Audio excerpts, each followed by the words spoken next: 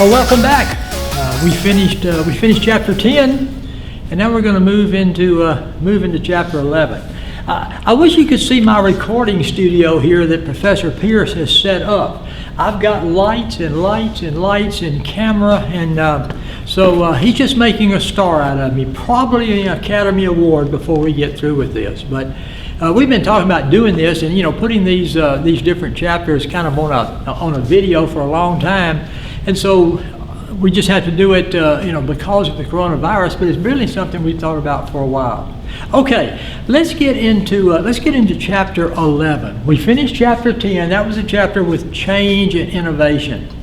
Now, I like to keep us together on where we're going. I know I've mentioned this, but I want to mention it again just to let you know. Test number 3 is chapter 10, which we've just covered, chapter 11, 12, and 13. Then we'll take test 3. Test number 4 is going to cover chapters 14, 15, and 16, and it's going to be comprehensive. Some stuff is going to go back through the first 13 chapters, but I'll review that with you prior to the final. Right now we're working on the things for test number 3. Now, another little thing. Chapter 10 was the last chapter in organizing. So we test 3 will have that one little bit about organizing, change, and innovation. Test 3, the rest of test 3 will be talking about the leading function. And as a matter of fact, 14 and 15 are also talking about leading, 16 being control. So I guess what I'm telling you is for the rest of the other 3 chapters for test number 3, we'll be talking about leading, the leading function. That being said, in every textbook that I've always read, when the textbook gets into the leading function, the first chapter is always on motivation. Because one of the things that managers have to do, they have to motivate their employees. So when I got this new text, actually not the newest version, but even the version before that, I said, okay, we finished organizing, let's go into leading, let me look at motivation. And I turned to the first chapter in leading, and it didn't say motivation. It said managing individual differences in behavior. I thought, what's that all about? Why aren't we talking about motivation? That's why we always start about talking about leadership or leading. And then I got to thinking. Actually, I went through this chapter with several classes, and the more I did, the more I understood what the author was doing. The author says, okay, here's a manager. And my desire for you is to be management or ownership. I love employees, and I have great respect for employees, but as you go through, finish your degree, move out, I want you to be a mover and a shaker, and you have a better chance of doing that in management or in ownership. So here's a manager here. But we know a manager has to lead their employees. That's one of the functions. And a part of leading employees is motivation. By the way, I think you'll see motivation coming up in chapter 12. But here's what our author, how he handled this. He said, okay, if you've got to lead folks and you've got to motivate folks, would it be helpful to know what's in their heads? Would it be helpful for us to know, or for you to know, the differences? I've drawn 3 people here. This is you, and this is me, and this is somebody else. Are we different? We're different, aren't we? We act different. We behave different. We look different. We make decisions different. We're different. And so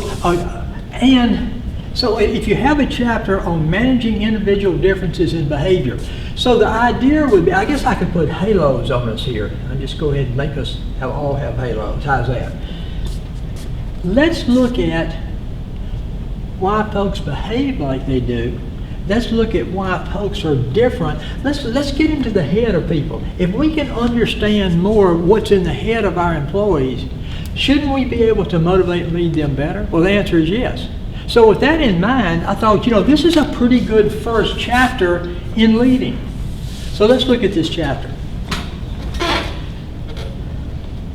Leading is motivating, directing, and otherwise influencing employees to work hard and achieve organizational goals. So let's look at some stuff about employees. Let's start off with personality. Different people have different personalities? Well, of course, the answer is yes. Might your personality have something to do with the way you are led, the way you think, the way you act? And by the way, I guess I better say this too. As this manager is learning about individuals, managers should also be learning about themselves, because their personality and other things too, as it relates to their employees. So we're just going to go through here and we're going to talk about things that would be helpful for us to understand employees, why they're different, and behavior is different. All right, personality. The stable psychological traits and behavior attributes. Woo! That sounds like an educational term, doesn't it? That gives a person his or her identity. It's the things within our behavior. It's the things that we have. Now we talk about different types of personality, and the two we probably talk about more than any is, now this person is more of an introvert. This person is more of an extrovert. And personality traits and things, we're not talking good or bad. They're just different. They're just different. So is it a good idea for and I'm going to use it from the point of view of a manager with employees, is it a good idea for a manager to understand that different employees have different personalities, that there are certain psychological traits that they have and certain things within their behavioral patterns that make up the personality they have? That's probably a good thing for us for us as managers to know.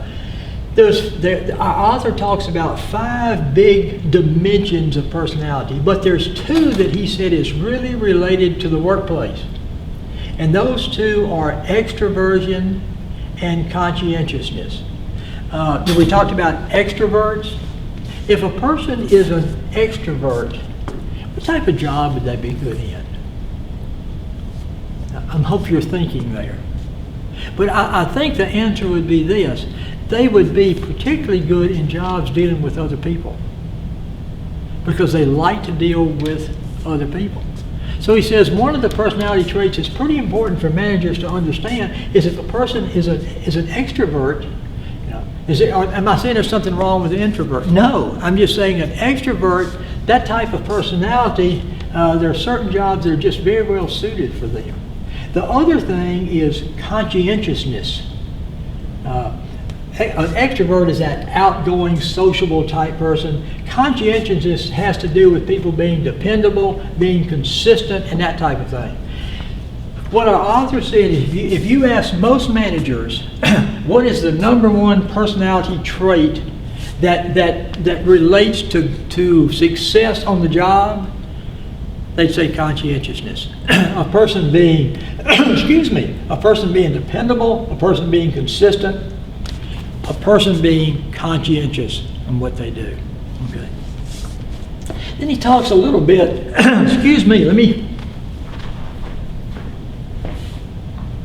sorry, hated to go off set there, but let me get a little water. As you can probably figure from the fact that you just looked at the chapter 10, now you're looking at chapter 11. I'm doing a number of these sessions, one right after the other. I guess I'm going to do them until the voice goes away. So far, so good. Something else he says, okay, personality, we know that's pretty important stuff. He talks about emotional intelligence, ability to monitor your and others' feelings and to use this info to guide your thinking and action. You know the word empathy? Should you be able to be empathetic with your employees? You really should. Should you be able to understand your own emotions and be able to control your emotions at the appropriate time? You've got to, your emotional intelligence is another thing he talks about as far as behavior and everything. Ability to monitor your and others' feelings and to use this information to guide your thinking and action. All right. So we just looked at a couple of little things. We're just going to touch on briefly, just some things that managers need to be aware of. The personality of employees and this emotional intelligence, understanding your emotions, the emotions of others, having the ability to be empathetic, and this type of thing. There's a science, I guess that I could call it, that deals with trying to understand workplace behavior, to understand it and predict it. And that's called organizational behavior.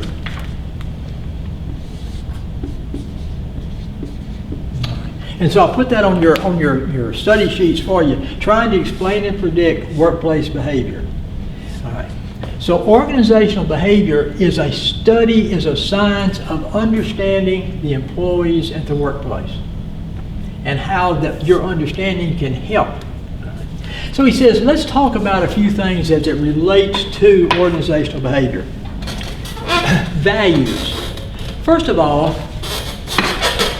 what are values? What are your values? Are values pretty strong stuff? I bet you have some pretty strong values about certain things. And if I asked you what your values were, and somebody out there in Never Never Land said, well, values have to do with your beliefs or your feelings. That's right. That's what values are. Values are wrapped around your beliefs and your feelings. Can you have some very strong feelings? Can you have some very strong feelings and beliefs? The answer is yes. Okay. So the values that employees have, is that going to impact them? The answer is, of course, it is. Attitudes. I bet your mom never said to you, you better straighten up your attitude, son. I may have heard that once or twice. But what are attitudes? Attitudes must not be values, or they wouldn't call them something different. But I bet you they're pretty closely related. Values are what are your consistent beliefs and feelings about things. Attitudes are what your consistent beliefs and feelings about specific things. Values are in general. These are my values. Overall, these are the values and beliefs that I have. But kind of based on these values and beliefs, I have certain attitudes. I have certain attitudes about different things. And so that's what. So, are your attitude of your employees? Do you want your employees to have a good attitude? Well, you've got to define what a good attitude is and help your employees see that. When he talks about attitudes, now I'm going to get a little deep on you, but if you just listen to what I say right here, look at your study guide, this is as deep as we're going to go. In attitudes, there's three, I guess, components of attitude. There's the affective component, the cognitive component, and the behavioral component. Have you turned the video off? I hope not, okay? We're not getting any deeper, just relax. As it relates to attitude, remember, attitudes are our beliefs and feelings about specific things. Okay, our affective part of our attitude says, this is how I feel about something. Our cognitive says, this is what I believe about something. And our behavioral says, this is what I intend to do about it. So with attitudes, we're getting specific. Affective, how I feel. Cognitive, what I believe. And behavioral, what I intend to do. Now, here's a big statement. This is if I had a drum beat, I would probably do it, but I don't have that here. Values and attitudes affect people's actions and judgments. Let that sink in. The values and attitudes that your employees have, the values and attitudes that you have as a manager, they affect your actions and judgment. Is that huge? That's huge. When you're trying to lead folks, you're trying to motivate folks, different folks have different personalities. Different folks have different ways of handling emotions. Different folks have different values. Different folks have different attitudes. And these things, especially values and attitudes, affect our behavior and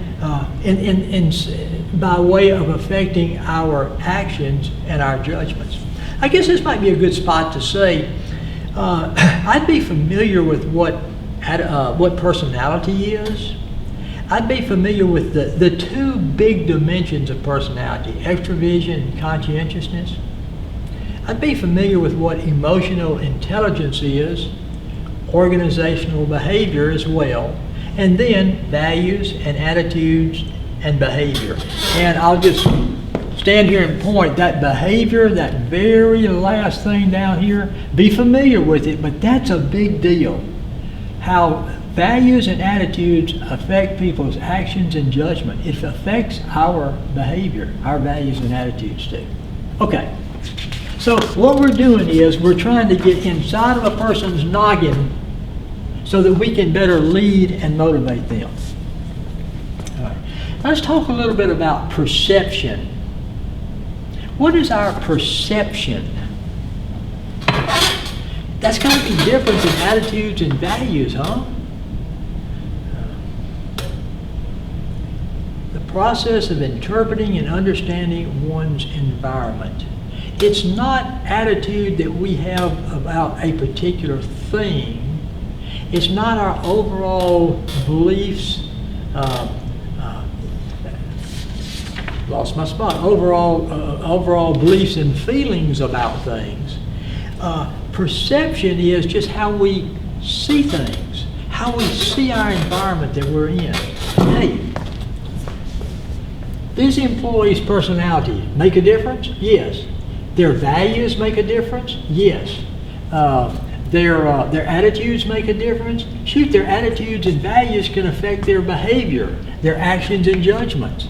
But also, we all perceive things somewhat. We perceive the environment around us differently. It's important how your employees perceive the environment that they're in at work. That's kind of what that's talking about. And so he talks a little bit about, he talks about some distortions in perception and some things like this, but I'm not going to get too far on that. He mentions some things that can be maybe somewhat problematic as you're working with your employees. And he says one thing that you don't want to do as a manager is rely on what he calls the halo effect. And I put that in your handout right here. That's where a halo effect is, where one trait of your employee kind of stands out where everything else doesn't really matter, because this one trait is one that's really, really, really important. So you've got to make sure that you don't utilize, and we've got these halos already on here, but the idea is a halo effect says that one, you make all your determinations about a person based upon one of their traits. And we have many traits, so we really don't want to do something like that. Let's talk about something else. We've gone through perceptions and we've gone through all these other things. Let's talk a little bit about stress. Are you stressed? You know, I always tell students, y'all are juggling a number of different balls. You've got work, you've got school, you've got family, you've got other organizations, you've got friends, you've got a lot of different things going on. And right now, honestly, I'm thinking very much about our students. Some of you may have difficult situations in the workplace right now. I think it'll come back, and hopefully they'll help us get through this particular time. But I know you have a lot of stress. When I found out I had to go online the rest of the semester, had a little stress myself. But now we're kind of working through that. Stress, he says, which I think would be just like perception. I want you to be familiar with perception. I'd like you to be familiar with the halo effect. But stress, I'd like you to be familiar with that. The tension people feel when they are facing or enduring extraordinary demands, constraints, or opportunities, and are uncertain about their ability to handle them effectively. That's stress. When I realized that I was going to become an online professor overnight practically, that stressed me. Now, the great thing that I had to help relieve my stress, I can name the things that helped me relieve my stress. Ryan Pierce, Natalie Campbell, Penny Warner. all these people use online. They're very talented with online, and they said, we'll help you get you up and running online. And of course, one of the things that we're doing is, when I do things online, I want to do it like we did it in the classroom as much as possible. By that I mean this. I want you to have study notes, because you're used to having my study notes. They're not pretty, but you're used to having my study notes. So that's why we're making those study notes. We're making sure that you have those in Canvas. Of course, obviously you have the contract document in Canvas.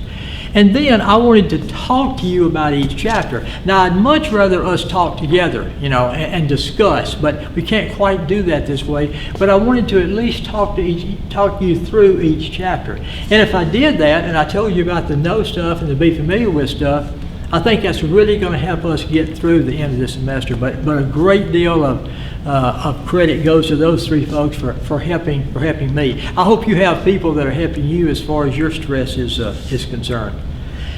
He says the source of stress is a stressor. So what causes your stress is called a stressor. Me going online was a stressor. It causes me some stress. Now I'm getting much better with it. I feel a lot better about it now. One of the couple of things that he talks about, and I'm going to borrow my book here as it relates to stress, because I may not have given it to you in the handout, and I wanted to make sure that we get it. And he talks about some of the sources of job-related stress. What are some things that cause stress on the job? And he lists about 3 or 4 of them, which probably we need to be familiar with. Demands created by individual differences. Sometimes people are different. We just talked about that. Perception, attitudes, values, personalities, all that stuff. And sometimes those differences, demands created by individual differences, can cause us to be stressed. Some people just tend to stress us. We need to do all we can to keep that from happening. Number 2, individual task demands. Now that's probably where you are right now, or certainly where you are a lot of times as it relates to schools. You've got school tasks, you've got work tasks, you've got home tasks. Sometimes you get so many tasks, but on the job, sometimes tasks can kind of be overwhelming. So that can be a second thing. Individual role demands, things that your particular job demands, and what others expect of you. Your role, your job has certain expectations that others have for you. And sometimes it's like, man, I don't know if I can live up to those things or not. And then the 4th one he mentions, group demands, the stress created by coworkers and managers. Specifically, sometimes your manager or your coworker can create you. Organizational demands, the stress created by the environment and culture. Wow. Sometimes the environment or culture you're in, especially if it changes some, it can cause stress. And then lastly, non-work demands. The stress is created by forces outside the organization. And sometimes they can be the greatest of all. But now, this is just, I want you to be familiar with just the idea here that what kind of causes you stress on the job? Sometimes just individual differences of people you have to work with. Sometimes the task itself that you do. Sometimes the role that your job demands and the expectations of others. Sometimes the group that you work with can cause you stress. Or sometimes just the organization as a whole can cause you stress. The environment you're working in, the culture you're working in. And then lastly, sometimes it's not job related at all. It can be stress that's being caused by things that are outside the job. I thought we would kind of talk about those just a little bit as we're talking about stress here. And I would be familiar with those as well. Kind of the last thing that he talks about, and he kind of changes direction on us a little bit here, but he talks about the new diversified workforce. Now, he kind of put this in this chapter. It's a little bit different, but we're going to use it as a part of this chapter. Is our nation diverse? Yes. Is it best for workforces to be diverse and reflect the diversity of their customers? To reflect the diversity of society? The answer to that, it probably is. Now, I have a pretty neat little definition here of diversity, and I put it in here for you. Diversity represents all the ways people are unlike and alike. I like that. Diversity represents all the ways people are unlike, U-N-L-I-K-E, and alike, A-L-I-K-E. I'd be familiar with kind of what diversity is. And then he says, okay, there's a lot of diversity in our nation, which probably is going to relate to a lot of diversity in the workplace. And then the last thing I mentioned down here at the bottom is trends in workforce diversity. What are some trends that we have as far as the workforce is concerned? And I didn't write those down for you, so let me get back in the text and let's talk through those trends in workforce diversity. See if I can find them here pretty quickly. Trends in workforce diversity. Number one, age. More older people in the workplace. Hey, I like that one. That's one of the trends in the workforce diversity that I like. More older workers in the workplace. You know how those older people are. Okay. A second one, more women working. You know, I think what's important is this. Not only are more women working, but more women are working at higher levels. More women in upper management than ever before. More women that are CEOs than ever before. I think that's good. I think that's good diversity. Race and ethnicity. More people of color in the workforce. You know, we have a fairly decent sized Asian population in our nation.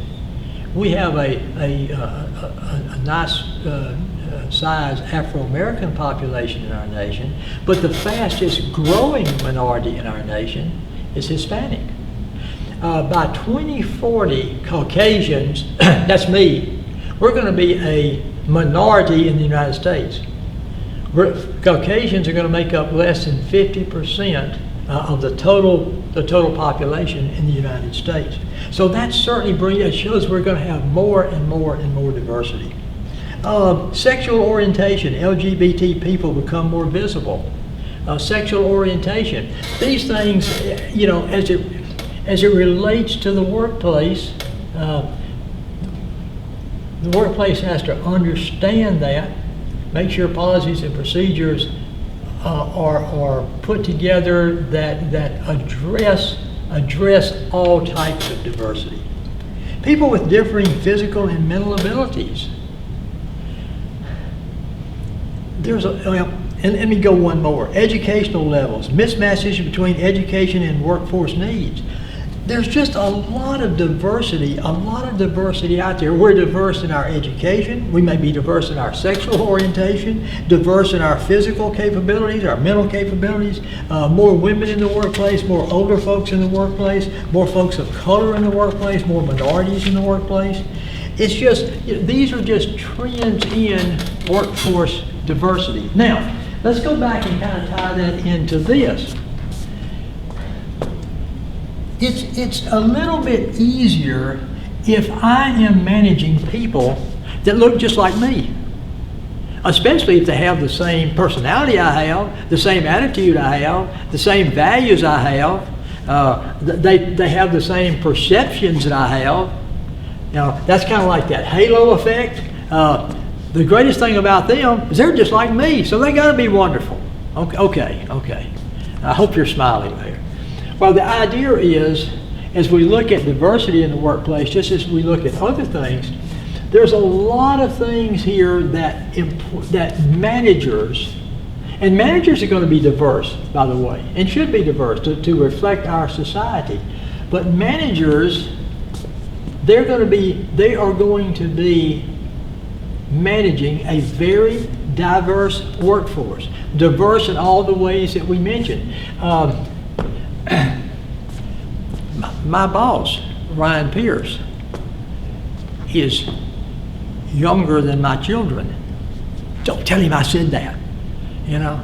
So he's having to manage an old guy, all right, which is a little bit different in this day and time. By the way, don't tell him this either. He does a great job with it. Absolutely fantastic manager really gets to know his people. Okay, actually, don't go there. All right, but this is the idea that, you know, if you're going to motivate people and you're going to lead people, the more you can understand about those things. Now, after chapter 11, you are not going to be behavioral scientists. I realize that. And then when we get to the test, it's going to be like, how deep are you going to go? No deeper than what I've said that we needed to be familiar with. I don't even think we had a no question in this particular chapter. But these are things that if we can get in our noggin, and we can get into the noggin of our employees, and have some understandings about attitude and perceptions and things like that, we're going to be able to do a better job of leading them and motivating. So that's chapter 11. And it's like I've already hinted to you, chapter 12 is talking about motivation. So I am going to bring chapter 11 to a close. I've got to go back, redo my makeup, the makeup artists that are here in the room, get my hair done, everything, get ready for chapter number 12, which we'll do in just a few minutes. And again, Professor Pierce likes for me to have a loud audio sound to make sure he knows where there are breaks in the different chapters. So I am now going to do a loud audio sound as I say goodbye, and I will see you in chapter 12. Good, thank you.